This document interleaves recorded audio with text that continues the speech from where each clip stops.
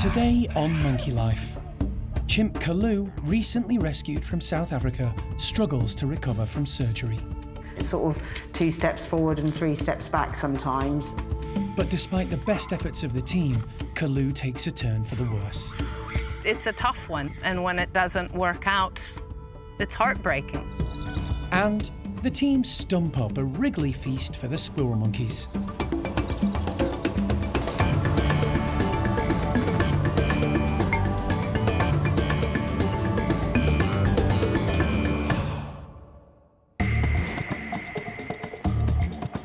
Monkey World in Dorset, buried deep in the English countryside, is the largest sanctuary of its kind on the planet. The team, led by Dr. Alison, rescue and rehabilitate abused and unwanted primates from all over the world. Everybody's well aware that they need to be looked after carefully. They should be okay. The park provides a home for more than 260 primates from 24 different species.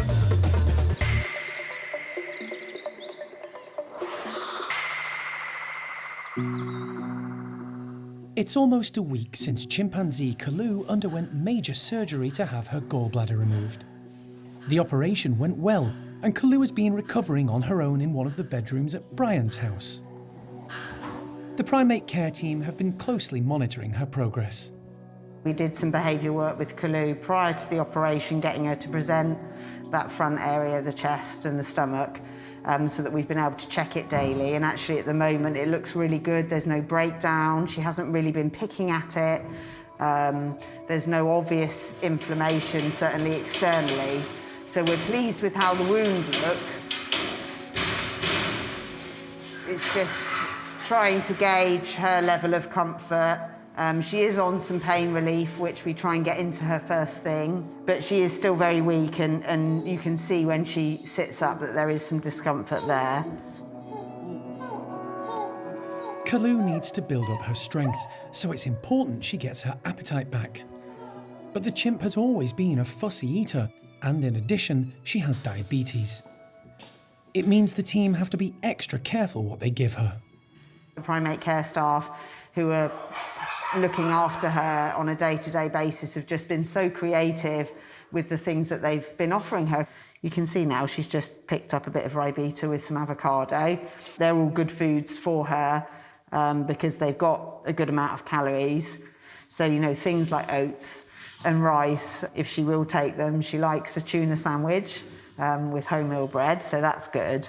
But Kalu's always liked the more sugary fruits, so it's trying to balance that and finding items, you know, that are good for her diabetic status and that will also build her condition, because she is very weak, she is underweight, so we really need to be working intensively to build her up.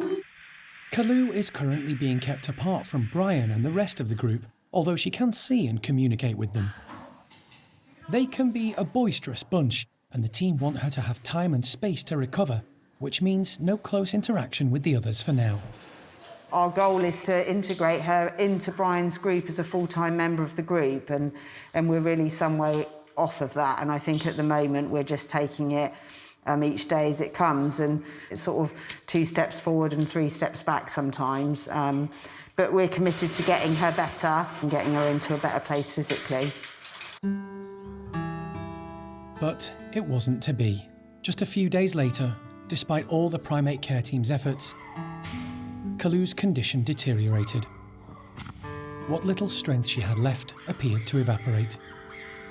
After lengthy discussions with the vet, it was decided to spare her from any further pain or stress. It was time to let her go. Sadly, some of our individuals don't make it as long as we had hoped. And I'm afraid to say that Kalu was one of those individuals. She was only here for a very short time, only 7 months altogether. And you can see I'm already getting all choked up about it, because it is so sad that even though I didn't get to know Kalu as well as some other individuals here at the park, you felt so motivated, inspired, and driven to try and make things okay for the old girl who had missed out on what her life should have been. So I really felt for her. You know, Jeremy really felt for everybody here on the team, wanted to make it okay because we got her so late in life. Kalu wasn't at the park for long, but during her time within its safe and caring environment, she did experience life in chimp society once more, living amongst her own kind for the first time since she was a baby. There was a positive few months here at the park where she was free, out in the sun, able to go up on a climbing frame, have friends, groom, eat communally, and life was going pretty well. So I am pleased that we actually made the efforts that we did. And, you know, it was a massive effort, physically, financially, mentally, emotionally. We covered every bit of ground with Kalu. But I'm still glad I met her and helped her out in those last few months of her life.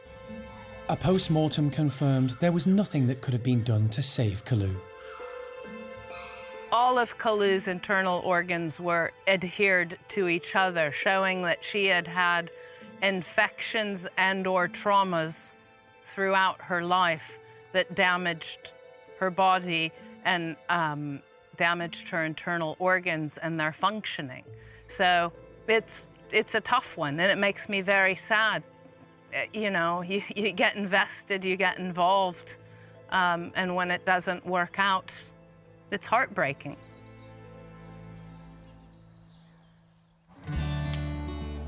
Caring for the primates at the park involves a huge amount of time and dedication. The primate care staff constantly monitor the health and well-being of each animal resident. To help them achieve this, they employ a useful technique called Operant Conditioning, also known as clicker training. Here he is. Hi, Paulo. Today, Sharon is having a session with 13-year-old woolly monkey Paulo. Paulo, come here. The reward-based training encourages the animal to carry out various behaviours in exchange for a healthy treat.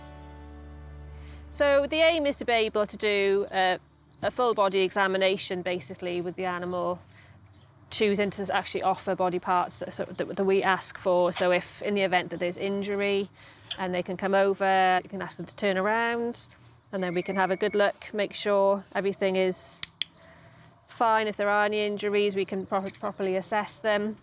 And also to be able to check in their mouths if there's any problems, if you see they're not eating very well. So open.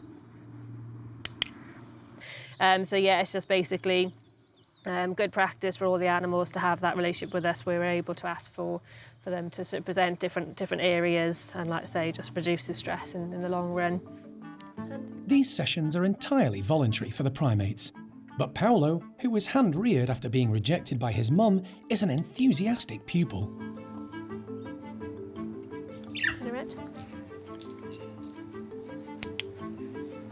He's already learned a number of behaviours, even presenting his chest so Sharon can use a stethoscope to listen to his heart and lungs. Good boy. Today, the team want to teach him something new that will help them monitor a serious condition that can affect all woolly monkeys.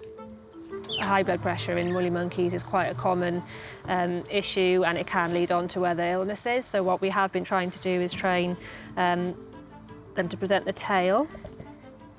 Oh, hello tail. To receive a cuff to be able to test his blood pressure on his tail. So if we can get blood pressure readings off these guys, then that'll really help us out, especially with these big boys. They can get a little bit pumped up, and that, so the high blood pressure can lead on to other sort of illnesses in these guys.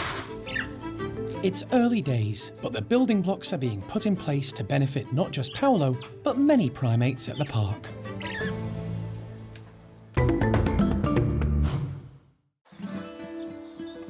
It's been a few days since Alison returned from Liverpool with a trio of marmosets.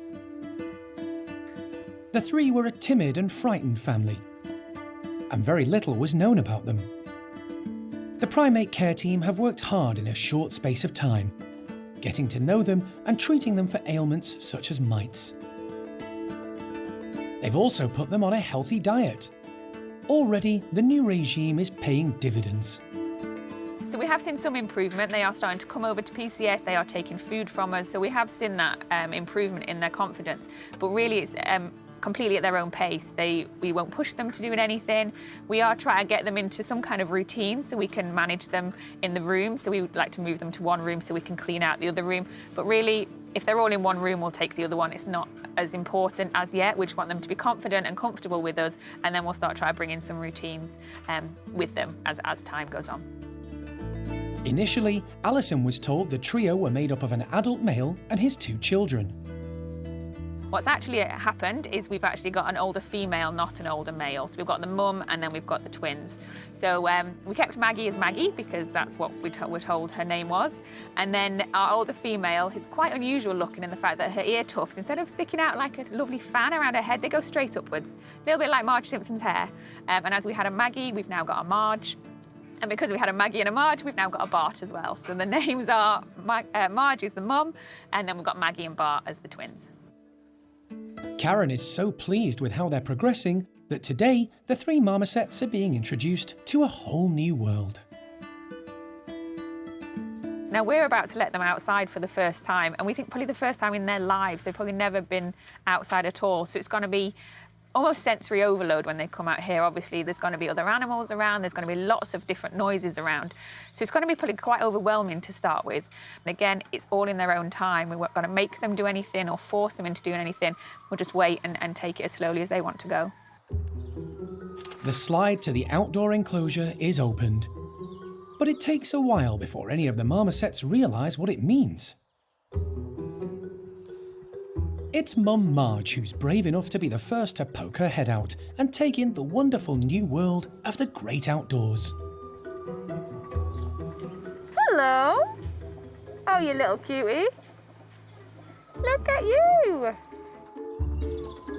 She's understandably wary and takes in her new surroundings before summoning up the courage to leap from branch to branch. Oh, clever girl. What do you think of this? You wait till the sun shines. Bart is next. The team don't have accurate ages for any of the family. They suspect the twins are fairly young, between 18 months and 3 years. Their full ear tufts mark them out as young adults.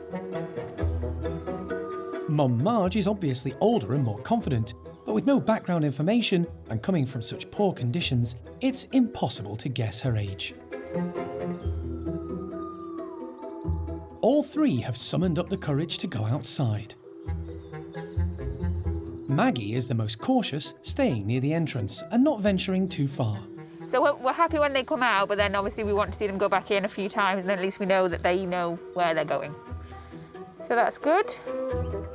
The longer the families spend outside, the more active and healthy they will become, in body and mind. Oh, so brave. Look at that. It's a far cry from their original circumstances. We do have a lot of marmosets at the park, but what we are is a rescue centre, and that's what we do. And there are some cases you can't say no to, and we'll do absolutely all we can for them. And hopefully they'll improve and get better and go on to have a good quality of life.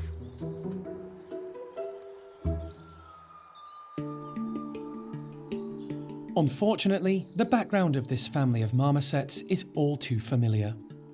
But there is hope on the horizon. Alison has been campaigning for more than 20 years for the laws governing the UK pet trade in primates to be changed.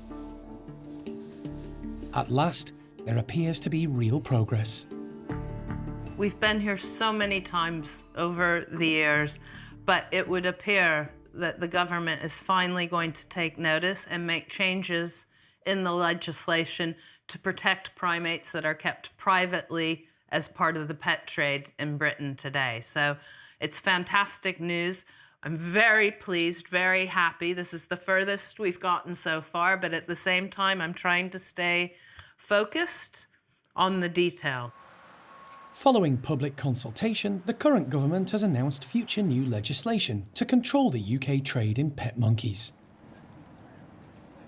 Alison has constantly highlighted to government bodies and members of Parliament the cruelty involved. It seems the message has finally hit home. we're all in agreement now that the days of walking into a pet shop and being able to buy a monkey in a cage should be stopped. So the pet shop licensing will have to be addressed. People keeping monkeys in bird cages in their sitting room without appropriate companionship or access to an outside enclosure, that needs to be stopped. And for those primates that actually have legislation in the form of the Dangerous Wild Animals Act, and that would be species such as capuchin monkeys, lemurs. Again, I would say that the legislation isn't strong enough on the Dangerous Wild Animals Act because really it mostly pertains to security and safety, not to animal welfare. But how all of these different laws come together and what the government plans to do in terms of the detail, that's the next hurdle that we're facing. So I am going to try and ensure that I provide the government with the very best advice to my knowledge, experience, and ability to ensure that every monkey that's kept in Britain today receives the standard of care that's appropriate and right for its species. In the last 30 years, Monkey World has rescued and rehomed more than 120 primates from the British pet trade. No hair. Oh dear. The diverse range of species needing help has been staggering. They've often been kept in unsuitable and appalling conditions, as well as being subjected to horrendous cruelty. Terrible, terrible circumstances. And it's just gotten worse and worse. You know, we've rescued marmosets, tamarins, squirrel monkeys, capuchin monkeys, lemurs, a chimpanzee, if you want to consider Trudy, because she had licensing as effectively a private pet. Peanut, the gibbon. There you go. It just goes on and on. So we've sort of seen the full range and diversity of how the trade has expanded and developed over the years, and it never ceases to amaze me, the circumstances where we get primates from the British pet trade. Alison has a growing waiting list of marmosets, capuchins and lemurs needing rehoming. No one is sure how many monkeys are living as pets in captivity in the UK, because much of the trade is highly secretive and difficult to monitor. Buying and selling is often carried out online and on social media platforms.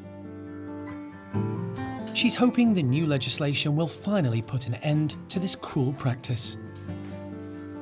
The two main points, the animals' health and welfare and stopping the commercial trade. And I think if we can combine those two things together, we might just be able to bring this to an end. And so far, the government's been really good, following through on what they've been telling me anyway. And I'm very hopeful that we've crossed the first two hurdles. There's a couple more to go, but that we're headed in the right direction, and we're just gonna stay focused and ratchet up our assistance and focus on the British pet trade. And during this time, you know, try and bring some more of these guys in as best we can. 3 of the park's squirrel monkeys are a perfect example of what can be done for pet primates rescued from appalling conditions. Logan, Lopez and Lucille had a dreadful start in life, but now live with the park's other 2 squirrel monkeys in a wonderful, naturally planted enclosure with lots of wild shrubs and plants. It provides the perfect habitat for insects to breed and thrive, and squirrel monkeys love to hunt them. But today, primate carekeeper Karen wants to try something a little different. We are making use of this great stump that we've put in to the squirrel monkey enclosure, and we're going to fill it with loads of tasty worms, which are some of the squirrel monkey's favourite food, and hopefully they'll come out and investigate it and find some tasty treats. Squirrel monkeys are primarily insect hunters, always on the move to track down and catch their own food. Foraging through the rotten wood presents a different challenge. and Karen hopes it'll prove an interesting diversion for the group. Hopefully, if we put all these in, leave them 5 minutes, they'll go into all the little crevices, wiggle about, try and hide a bit, and then when we let the squirrel monkeys out, hopefully it'll be a bit more difficult for them because they're not just plonked on the top. We don't often see them going through rotten logs and actually picking it about like the capuchins would, but this will be really interesting for them and something a bit different. Anything that gets their brains working and keeps their bodies active is perfect for this lively troop. Karen opens the slide to let them into the enclosure. Youngsters Logan and Nueve are first to reach the stump. They start hunting straight away, but haven't realised breakfast is tucked away in one spot this morning.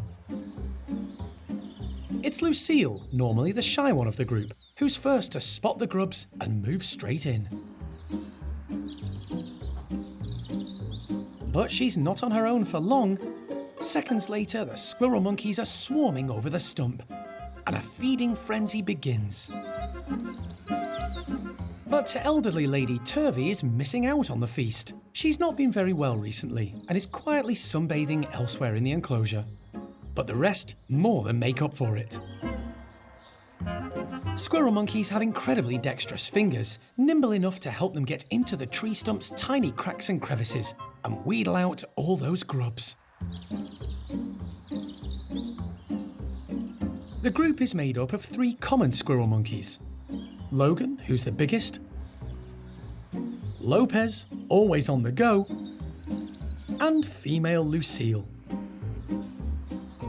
Then there's the 2 blackcaps, Turvey and young Nueve. Generally, they all get on well together. They do sometimes have their little squabbles, and that's because we have 2 subspecies here at the park, and in the wild, those subspecies live slightly different. So with blackcaps, the females are in charge, so Turvey and Nueve think they're the boss.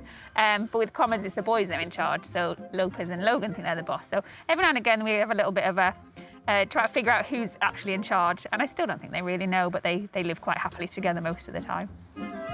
This morning's enrichment has been a huge success. The group have happily foraged together and enjoyed some of their favourite food in a wonderful outdoor setting.